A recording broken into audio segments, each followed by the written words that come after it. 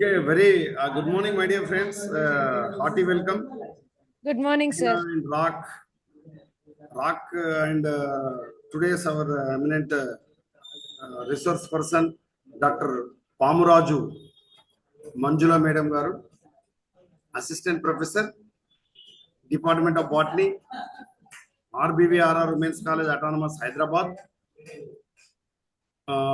Madam is going to explain about the anomalous secondary growth in plants, especially the main differences, how anomalous secondary growth has occurred in different plants due to the cambial activity. So Madam is going to explain very crystal clear. So listen carefully, my dear friends. Please welcome Madam and share your screen. Start your session, Madam. Please welcome.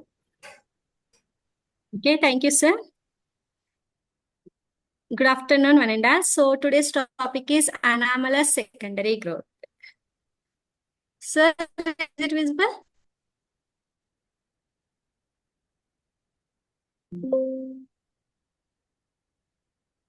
Yes, ma'am, it is visible. Okay.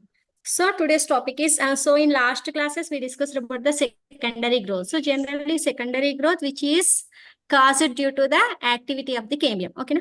So here the secondary growth in plants is due to the activity of the cambium. So this cambium, it is the lateral meristem, so which is normally present in vascular region. So in dicot stems, the union of this vascular and intervascular cambium, which result in the formation of cambial ring. So we already discussed this formation of cambial ring and this cambium, which produces more xylem towards the inner side and less phloem towards the outside. Okay, so any deviation or change in the normal secondary growth, which is referred as the anomalous or abnormal secondary growth. Okay, so here anomalous or abnormal secondary growth means so that here the secondary growth will takes place, but not in normally.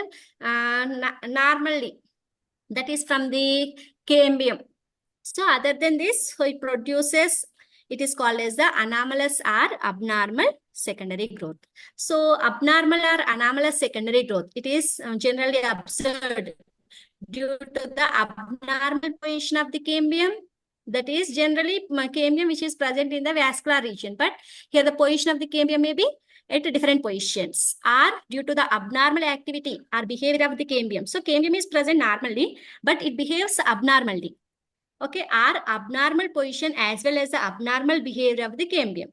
So it may be abnormal. So position of the cambium is abnormal. That is, it is not in a correct position, as well as the abnormal behavior. That is, they produce the not normally. They produce more amount of xylem or parenchymatous cells. So other than the secondary vascular tissue, so it produces the other tissues like that. So here abnormal activity, it is due to the abnormal position of the cambium or abnormal activity of the normal cambium or abnormal position as well as the abnormal behavior of the cambium. Okay, so it is due to different reasons. Okay, so here again, anomalous secondary growth, again it is of two types. That is, first one is the adaptive anomalous secondary growth and non-adaptive anomalous secondary growth. So based on the importance of this anomalous secondary growth. So generally in some plants, so this anomalous secondary growth is useful. It is called as the adaptive anomalous secondary growth. Okay, so adaptive anomalous secondary growth means if the anomalous secondary growth which has a relation with the habit or a physiological function or a function, so such anomalous secondary growth, it is called as the adaptive. That is, it is useful to the plant. So due to this anomalous secondary growth which is useful to the plant, hence it is called as the adaptive anomalous secondary growth. So another one is the non-adaptive. So here, if the anomalous secondary growth has no relation with the habit or physiological function, such anomalous secondary growth, it is called as the non-adaptive anomalous secondary growth. So if here the anomalous secondary growth is occurring, but it is not useful to the plant, so it is called as a non-adaptive. Okay, so here based on the function, if it is useful, it is called as adaptive anomalous secondary growth, and if it is not useful, so it is called as a non-adaptive. So it is it do not have any relation with the habit or physiological function. It is called as the non-adaptive anomalous secondary growth. Okay, is it clear? So Yes, next ma'am. one. Okay, next one is the anomalous. So what are the reasons for this anomalous secondary growth? Okay, so anomalous secondary growth, it is the result of the deviation in the cambial activity from the normal type, which found in most of the dicots. So here, Haberland, he classified anomalous secondary growth into two types, that is adaptive and non-adaptive. So adaptive anomalous anomaly, which includes lions, which are woody climbers. So generally, this anomalous secondary growth, which is useful for the woody climbers, are non-adaptive anomaly, which includes the anomaly of anomalous secondary growth of Rumex, Borhavia, Bougainvillea, Mirabilis, and Chenopodium. So examples for this is adaptive anomalous secondary growth. That is example woody climbers like Bignonia also comes here, woody climber.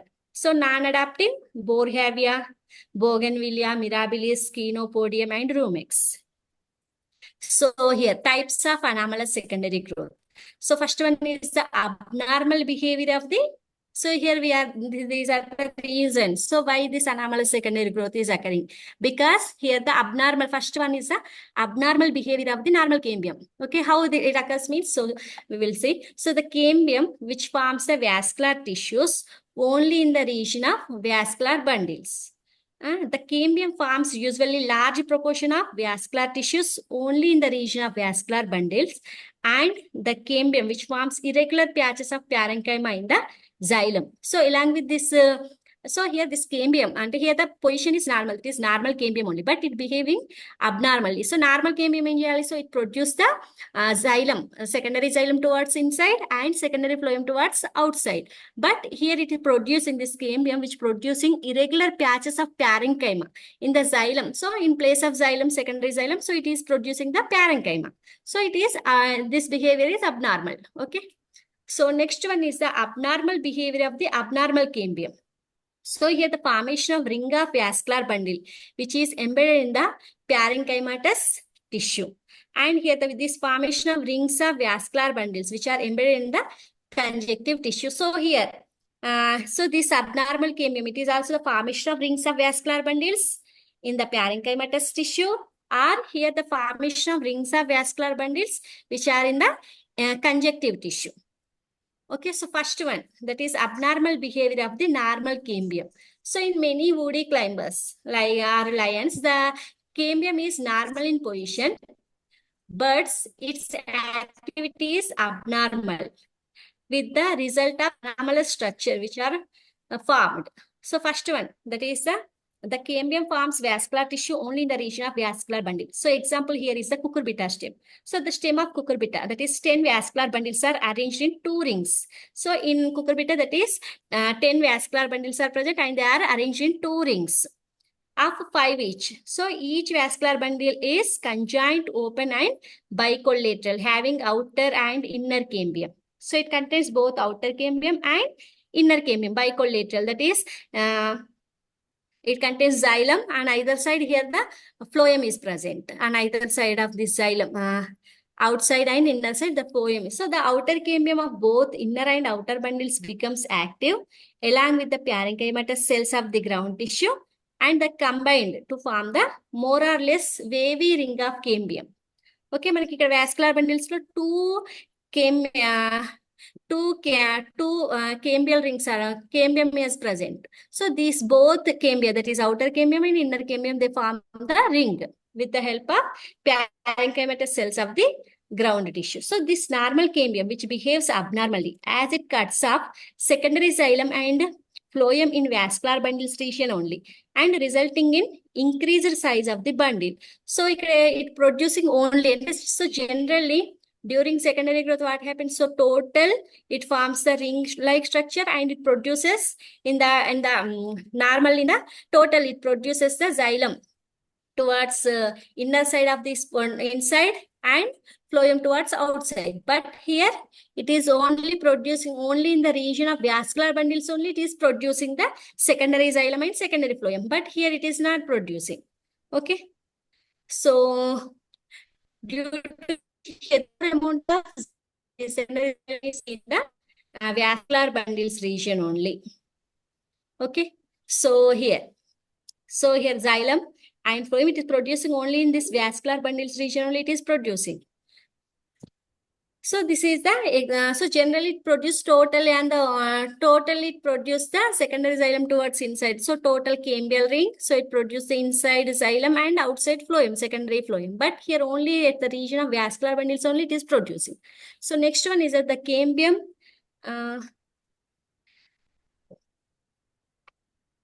Cambium forms the.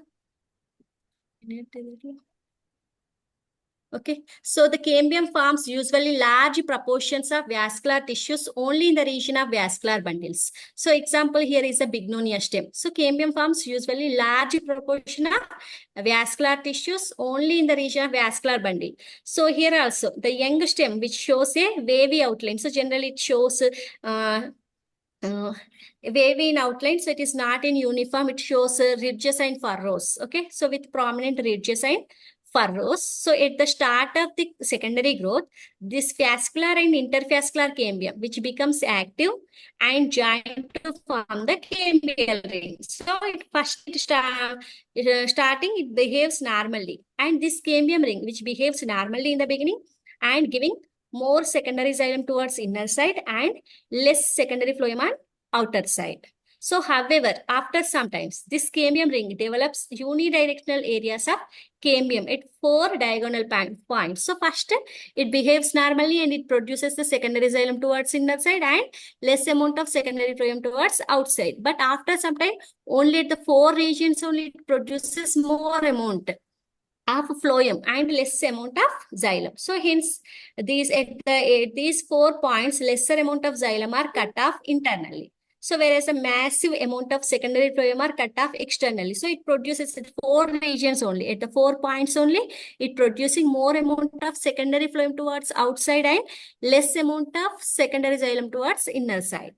So this is the another abnormal activity. So these phloem masses which intrude inwards, forming the 4 deep wedges of irregular width and which is supported by transverse bands of sclerotic cells. So when we observe this structure, so here only at the 4 regions, it producing the more amount of secondary phloem towards outside and less amount of secondary xylem towards inner side. So when we observe the structure of the bignonia stem, so it contains outer epidermis. Epidermis is followed by hypodermis, next cortex, endodermis, and pericycle. So it producing more amount of secondary phloem and less amount of secondary xylem. So due to which here it shows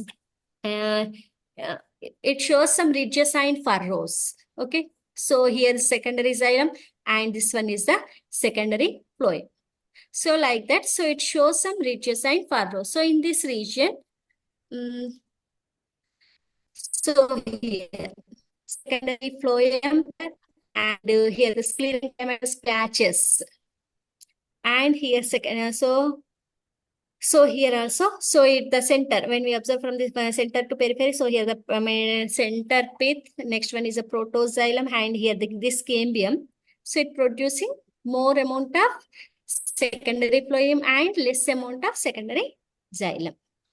Okay, so these phloem masses which intrude inwards forming